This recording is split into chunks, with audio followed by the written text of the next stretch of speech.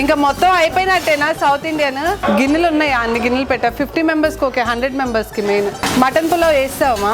Fish pulls కూడా అయ్యాక టేస్టింగ్కి పంపిస్తే.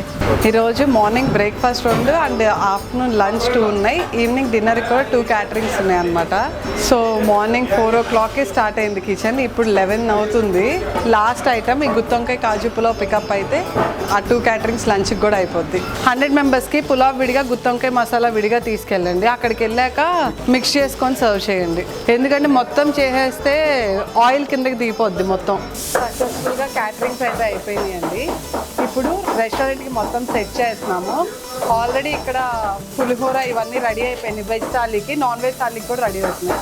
సో ఈరోజు మార్నింగ్ 2 లంచ్ 2 బ్రేక్ఫాస్ట్ క్యాటరింగ్స్ చేసాం అనమాట. సో అందులో ఒకటి వచ్చేసి మ్యారేజ్ ఈవెంట్, వాళ్ళు చిన్నగా ఒక 50 to 60 మెంబర్స్కి చేసుకున్నారనమాట. ఇంకొకటి వచ్చేసి అరిటాకు బంతి భోజనం సత్యనారాయణ స్వామి వ్రతానికి. రెండింటికి బాగా జరిగింది. ఇప్పుడు ఆఫ్టర్నూన్ లంచ్ ఏదైతే మ్యారేజ్ ఈవెంట్ జరిగిందో వాళ్ళకి ఇప్పుడు మళ్ళీ 20 మెంబర్స్కి నైట్ డిన్నర్ ఉంది, అది పికప్ అవుతుంది. అది కాకుండా ఇంకొక వెజ్ క్యాటరింగ్ కూడా ఉంది, దానికి కూడా పికప్ అవుతుంది.